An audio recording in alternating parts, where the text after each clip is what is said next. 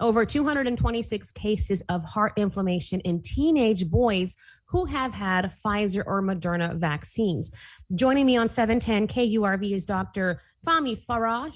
Thank you so much for joining me. Now, when it comes to this article and you as a cardiologist, what comes to mind?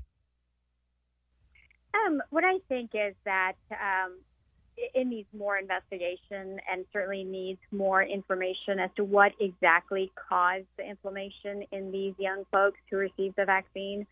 Because so far, a lot, like millions of people have gotten, I'm talking about adults, yes. Nothing like this has happened. And inflammation is a very, specific thing, myocarditis, but it could be caused by multiple different things. So the actual root cause of the myocarditis or inflammation of the heart that some of these teenagers have gotten, we need to know if there's any other confounding factors other than the vaccine. Yeah. But besides this story about heart inflammation in teenagers who have received the vaccine, have you heard of any other conditions? Because I also have heard that even COVID-19 can cause heart conditions. And just an example, I have my husband's niece is 17 years old. She's a cross-country runner and is good at it. And she had gotten COVID-19 either earlier this year or late last year. And she told me recently that she can't run as well as she used to. You're absolutely correct. COVID-19, the virus itself, is known to cause inflammation of the heart muscle, and the condition is called myocarditis. I've actually done a news segment on this a while back on this specific topic, especially for athletes, because these are very high-functioning individuals. A lot of them who had this condition were actually asymptomatic when they had the virus itself. And then when they went back to their sports, which is rigorous activity, that's when they realized that their stamina or their functionality was just not the same. And that's when they received the workup and had the diagnosis of myocarditis. So, yes, I think the virus itself can be a cause of the inflammation. It's known to do that. Lots of young athletes have been affected by it. Some even died. So I do think this whole thing requires a little bit more investigation before we can say that it's all related to the vaccine itself. Yeah, that's true. Do you know how many, give or take, I don't know if you would know, so I don't know if I should be asking you this question, how many, kids have had the vaccine? And I mean, if you talk about millions and millions of teenagers getting the vaccine, 226 is still a big number, but comparing it to millions, it's a small percentage. That's right. Compared to millions, it would be a very small number. I don't know the exact number of how many, young people have actually received the vaccine because, the vaccine just recently became available to them not too long ago. So that number I don't have, but it would be interesting to see what the actual percentage is. Now, it says here that this heart inflammation is happening in teenage boys. Would you happen to know why it's only affecting boys and not girls?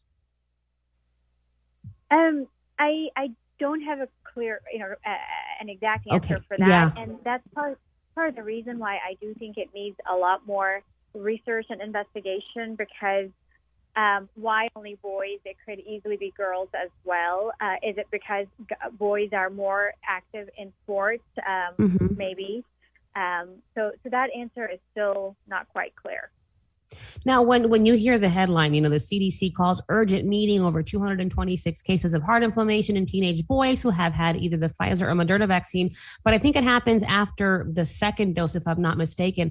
What would you tell parents? And let me introduce you real quickly. Joining me on 710 KURV is Dr. Farah. She's a cardiologist talking about this story. What would you tell parents who are maybe on the fence when it comes to getting their children vaccinated? My advice would be right alongside of what the CDC is advising. CDC is saying do not be intimidated to vaccinate. They're still encouraging young people who are approved for the vaccine to receive the vaccine. And I would agree with that because, even for the adult population, there was a lot of fear. Initially, we had, some reactions and that caused some fear. But as more and more people got it, we saw how small that percentage was. The fact of the matter is that these vaccines are very effective in prevention.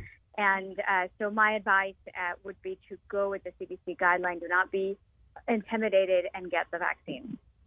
Now, as a cardiologist, I'm pretty sure you would know, but any other heart conditions that people have had because they got COVID-19, the actual virus, not the vaccine. Oh, yes, absolutely. We've seen a number of different cardiac conditions specifically that came, people were affected after they had COVID, some while they were still fighting the infection actively. And also we're seeing many, many patients who have actually recovered from COVID. And then they started having cardiac symptoms such as chest pain, shortness of breath. Some people had heart failure where the muscle just became weak, the heart muscle. A lot of people had a heart attack as a result of this, and arrhythmia, lots of arrhythmia patients. This is as a result of the aftermath of having the virus itself. Out of those heart conditions, which one was the one that was most prevalent in COVID-19 patients? I would have to say chest pain. I'm seeing lots of people with chest pain. After the workup, it's not necessarily that all of them have actual disease, blockages, but a lot. I'd say the largest fraction has come in with chest pain. The other is palpitations, which is arrhythmia. They're just feeling, racing fast heartbeat. Yeah. Lots of people with atrial fibrillation, which is a common form of arrhythmia. I've even seen some very young people in their 20s who've had no comorbidities, and after COVID-19, they ended up in the emergency department with atrial fibrillation. It's a condition that we typically see in much older folks. So, yeah. I wonder why it's causing those kind of heart conditions after people get COVID-19. Yes, it's still such a new thing. I think, it is. A lot more research would need to go in. I'm sure we'll have more answers down the road, hopefully.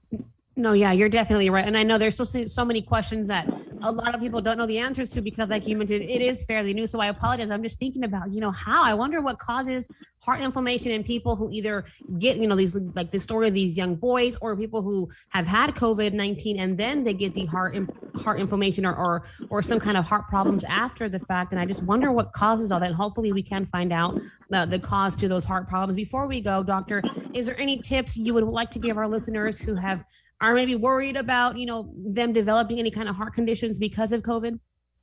My advice would be to not ignore your symptoms. Pay attention. If you're having chest pain, if you're having shortness of breath or palpitations, or just your stamina is not the same, you do need to speak to your doctor and possibly see a cardiologist. All right. Thank you so much for joining me. Really appreciate it. That is Dr. Farah, cardiologist, my guest on 710 KURV. Thank you for having me. It was a pleasure.